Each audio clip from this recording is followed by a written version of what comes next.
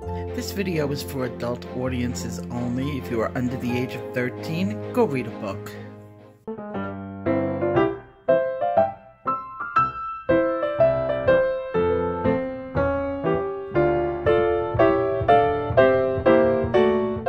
Hi guys, welcome back. I hope your holidays are going really well. I'm sorry I haven't been putting out all the videos I usually do during the week. It's just been crazy. Ever since my family got sick, my house got turned upside down. So finally I finished tonight at least putting my craft room back together, which I dumped all the Christmas paraphernalia into. And then my family got sick and nobody was able to help me set up like everything in the house. So finally we did it, and I was able to get everything out of my room, and I can actually see my desk again, which is totally amazing to me. It's white. I almost forgot. I have a lot of things for you today, and let's get started. This is Bob. He's going to help me out today. I thought about sculpting an erect purple penis out of Sculpey clay just to prove to the FTC that adults like color too, and children are not welcome here. But then I thought about it, and I may get into trouble with terms of service. So you're just going to have to imagine it. Sorry, I'm Jewish. Circumcision. I was just joking around. I wanted to give some update that YouTube came out in case any of the people in the coloring community have not been keeping up and watching it closely. They have backstepped so much in the last couple of weeks, and I kind of thought that they were going to, and that's why I didn't touch any of my content yet. I changed a couple of titles that may have been a little bit cutesy, but I didn't pull anything down yet. I'm prepared to pull things down. I've got my playlist that I just have to do one click and it's gone. If there was going to be a YouTube apocalypse, but there's not going to be. Now they're coming out saying just because you have animation doesn't mean it's child animation. Well, no kidding. Just because you're using bright colors doesn't mean it's made for kids. Well, no kidding. I mean, it would be a pretty depressing world if adults didn't like bright colors. We don't change. It brings people happiness, joy. Now they're talking a little bit more realistic. If you've made a video that you specifically targeted for kids, it's going to be obvious in your content. The adult coloring community or the art community in general doesn't really do that. Children's art channels do that. There are children's coloring channels. They specifically target. But the adult coloring community, and we're small potatoes. It's now come out that COPPA has only gone after like 30 some odd people in all the time that they've gone after people for not being COPPA compliant. So as far as we're concerned, no, I'm not going to be putting up a penis on my channel. I'm not going to automatically drop the F-bomb in every video. I probably will keep the PG-13 warning up on my channel, and that's in any video. I think really should have that little bit of a warning at the beginning. It's just my own personal opinion. I appreciated it when my kids were growing up, ran and deleted content. As far as our community is concerned, I think we can relax. I feel bad that there were people that got frightened, and suddenly, that's why I waited. I knew more information was going to come out eventually. They weren't going to just leave it with these ambiguous, crazy rules that nobody was able to follow or interpret. So I think we can relax as long as you're marking your content and your channel description. That's a big important thing too, is to mark your channel description that this content is not intended for children. That may help, but in general, I don't think anybody in the coloring community is going to be affected, no matter if we put a fairy or a cute little troll that we're coloring. It's art. I think we're safe. What I want to do is shout out Nick and Tina's Color and Crafts. They do a weekend stream, and it's more than the weekends, but I go there on the weekends. And if you're just looking to be coloring and listening or even chatting with other people, that's a really friendly place to go. I go there just to chat with people in the community, catch up on things, and it's a lot of fun. Nick and Tina are great colorists and really entertaining. Look at these cards. Well, I didn't realize that Elena Lazareva had sent me this. And it came in a Zazzle package. And my husband, I guess, thought it was one of those charity packages that we get. I'll show you what I'm talking about. We get dozens of these a year because we give to charities. So they send us like Christmas cards and they come in little packages. So my husband's been putting them, you know, on the side and waiting for me to go through them and seeing what I want and writing checks out and stuff. Much to my surprise, I opened up this package and I wasn't expecting this, and it is so cute. Elena has greeting cards, and they're so beautiful. And I'm really sorry I didn't show you guys this earlier, but not all of them are Christmas. So I got a little card from her. And if you recognize these are her artwork and what you get in her coloring books. And they're so pretty. They come in these little packages. And it's from Zazzle. I like this one. I've colored this one before. Some of them are blank, so you don't have to just get them as Christmas cards. I colored this one too. Well, not this one, but I did the picture, her artwork. I love her books. And of course now this one came from her Christmas book. And I guess this one's a postcard. They come with envelopes too. So I just thought I would share this with you. They're really pretty.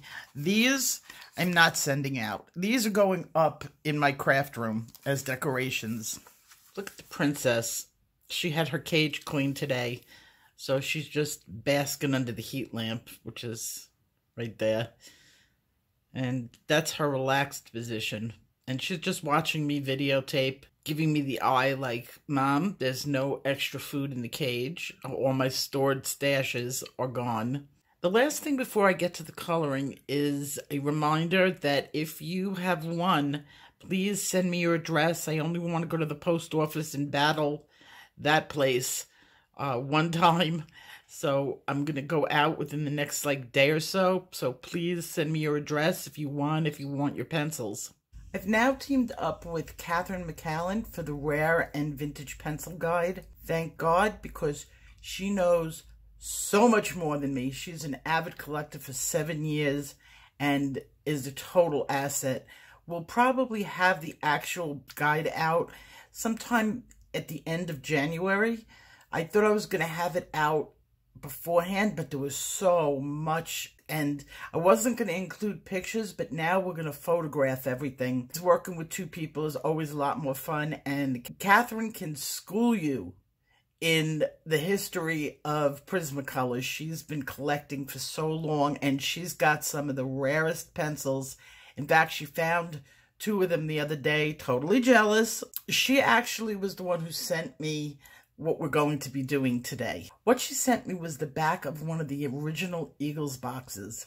And on the back, they have the original pencils that were put out in the set and the blending combinations. Between 1901 and 1936, Eagle Prismacolor came up with 12 core pencils. And these core pencils were the basis to make all the other pencils. And probably besides the metallics and the neons, you should be able to make all the colors in the 150 set with just these colors, technically. Now, we've come a long way, and they've perfected each one of the colors. If you don't have a Prismacolor set and you buy these colors, you should do pretty well. Unfortunately, they stopped making the pencil set that had these colors in it long ago. I guess they figured out, well, why would anybody buy other pencils if they can make the colors? So the colors are scarlet red, vermilion, orange, lemon yellow, true green, grass green, indigo blue, true blue, purple, which they also call dark purple now, dark brown, black, and white. So let's see if it's true, and we can create some of the more modern colors out of just these 12 pencils. Before I get to coloring, I made a few predictions. Now, when I'm going to do this, I'm going to do it as a 50-50 mix. The box itself does not give you any sort of instruction on percentage. So any new person probably doesn't have the hand coordination to a percentage mix. So I'm going to do it at 50-50, and I'm going to predict now if this is going to work. We have indigo blue and true blue making Copenhagen, and I think yes, at a 50-50 mix it will. Indigo and emerald green, which is true green, will make blue green, and of course, yes. True blue and purple ultramarine, yes. True blue, emerald green, aquamarine, yeah. Grass green and indigo blue equal dark green, yes. Grass green, dark brown equal olive green. Emerald green and black. Now this is, verdigris is, I think it's Spanish for greenish black. And yes, I think it will. But they never made a pencil in that color. Lemon yellow and orange making canary yellow. No, I don't think that a 50-50 mix will do that. I think it will come out way too orange, and canary yellow is on the orange side, but very bright yellow. Lemon yellow and white make cream. Absolutely not. Orange and lemon make yellow. Orange, yes. Orange and white make flesh. No, I don't think that's going to work. So we have vermilion and crimson red making scarlet red. Yeah, I guess. Scarlet red is definitely on the orange side, and vermilion is an orange pencil. Vermilion and true blue making blue gray. No, I think it's going to make mud. I think this one is going to be really far off. Crimson red and purple make magenta. Not at a 50-50 mix. And I think you're going to need to add a little white in there. Crimson red and white make pink. Yes. Purple and true blue make blue violet. Yes. Purple and indigo make navy blue. Not at a 50% mix. I don't think so. Dark brown and black make sepia. Absolutely. Dark brown and crimson red make terracotta. Yeah, I think it does, but how orange the mix is going to be is questionable. Dark brown and orange make burnt ochre. Yes, it does. And dark brown and lemon yellow make yellow ochre. Not at a 50% mix, it doesn't. I am predicting that not everything is going to work out. Let's see how I do. I'm going to give you some video of me coloring it, and for just like 30 seconds, just to show you that I'm doing it, but after that, we'll just go over it. Up on the housetop, reindeer paws, out jumps good old Santa Claus, down through the chimney with lots of toys, all for the little ones' Christmas joys. Ho, ho, ho, who wouldn't go? Ho, ho, ho, who wouldn't go? Up on the housetop, click, click, click, down through the chimney with good Saint Nick.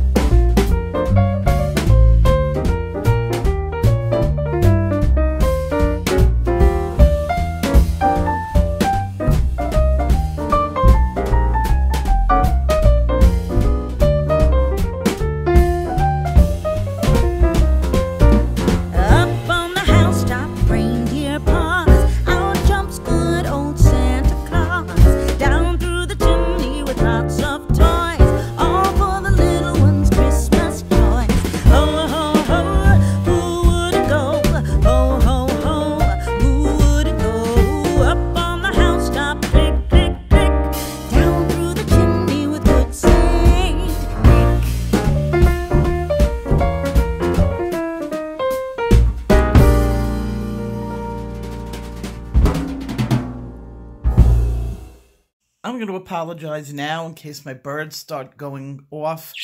They like Christmas carols, and they've been twerping along with any Christmas music that's been on. And now every time they hear my voice, they think I'm going to put on a Christmas carol, and they start to sing. Mushi, Stop it. And they have not stopped. And if I start talking, they're going to start chirping. So let's try to get through this without getting deaf from my parakeets. I predicted yes for Copenhagen, and yes, pretty much the same. I predicted yes for peacock green or blue green, same thing, and we got the same. This side, I used the modern Prismacolor.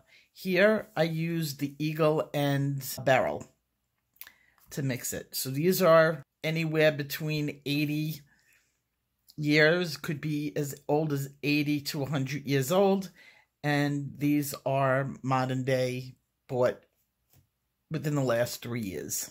Okay, so we have ultramarine, and I said yes, and we definitely got yes. The crunching sound in the background is Mina. She just decided she was going to start to eat her crunchies. Aquamarine, I said yes, and we definitely have a mix. Dark green, we have a match. It's a little bit darker with the 50-50, but you can lighten up your hand. It's basically the same hue. Olive green, the same thing. I said yes, and it's definitely an olive green. I think mine is a little bit more olive green than theirs. Lemon yellow and emerald green making apple green. And yes, mine's a little bit lighter and brighter. So if I added a little darker green, it would have matched. Same hue, just a different shade of it. Verdigris, there's no pencil for it. So did it make green black? Yeah, it did. Okay, the next one I said no. And that's canary yellow. And no, it did not. It made a yellow orange. This is what we see as canary yellow. And this is a 50-50. It's absolutely not a 50-50. I could see it being maybe a 25-75 between yellow and orange. So this is a difficult color to recreate. Lemon yellow and white make cream. The lemon yellow is way too bright. At a 50-50, it's not even close. I would do a 10% maybe, with 10% yellow and white would make the cream. I would also, there is a tinge of brown in there, and I meant like a 1 to 2% brownish color that I think would make a better cream than the lemon yellow. So if I was mixing up the cream myself, I would not use this combination. Lemon yellow and orange, yes, they made matching colors. Orange and white making flesh, not even close. And I said that with big capital N-O.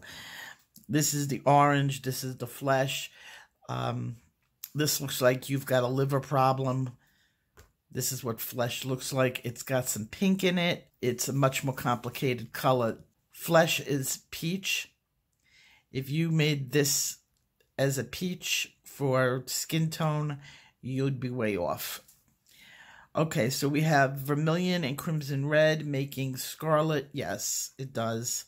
Vermilion and true blue. I predicted it would make mud, and I was right. Do not make blue-gray, which would be slate gray in today's terms, by adding vermilion and true blue. I can't even believe that they have that in there. Maybe I wrote this wrong, because orange and blue make mud.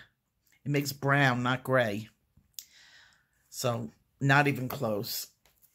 Okay, so we have crimson and purple making magenta, and I said no, and I was correct, not at a 50-50. There's definitely white in there, and probably if you lighten it up with white, and you didn't go with the 50% originally. This is a beryl white, and it's horrible. So much for that. Oops. It's not creamy. I'm glad we don't have to blend with the white pencils from back in those days. Didn't even help. Usually white helps me with everything. We got better. So no, I wouldn't make purple this way. Not at a 50-50 blend. Pink, yes, but this is a darker pink. If my pencil wasn't so crappy, I could have gotten it that light, but this is the 50-50. Purple and true blue, making blue violet. Yeah. Purple and indigo, making navy blue. I think this is a little bit too purple for navy blue. Prismacolor does not have a navy blue. Navy blue, probably if I was going to do navy blue and make it myself, I would add black. Okay, so we have sepia, and we definitely made sepia. I knew right off the bat that's how I make sepia, is I mix dark brown and black. Dark brown and crimson red did make terracotta. Yes, it does. And you can vary your terracotta color easily by how much dark brown and how much crimson. If you add in a tiny bit of yellow, if it was a 3-color blend, and I added a tiny bit of yellow in there, you'd get a much better orangey. So now you have a match, an identical match. So it needed yellow. Brown and vermilion, making sienna brown, and yeah, it does. If I added in a little bit yellow or less of the other colors, and I lightened this up, but this is definitely the same hue. Just a different shade of it. Shade being darker, adding black and white. Hue is the definition of just the word color. And if I was going to tint it, I'd be adding white. So now we have lemon yellow and dark brown to make yellow ochre. Not at a 50-50. All of a sudden, the green came out in this. What makes brown? All your different colors mixed together. Somewhere in there was some blue in it or some green. And when I mixed it with the yellow, we reacted and I have a green hue instead of a yellow hue. So that's when I teach you guys about what could happen when you're mixing colors and that you have to see the undertones. This is an example of an undertone blasting right through and creating green when we didn't even have green in the mix. So, or a blue in the mix to create it. It's an undertone in the dark brown. So, that's my little experiment. I was right about this. I know my colors. And may the force be with you. Tonight I will be seeing number 9, yay, my whole family. We're all going together to a 4D theater. We're going to get that surround sound and those chairs moving and grooving and things swooshing and smells smelling, and it's going to be a lot of fun. So I will see you on Saturday. Take care. We wish you a Merry Christmas. We wish you a Merry Christmas. We wish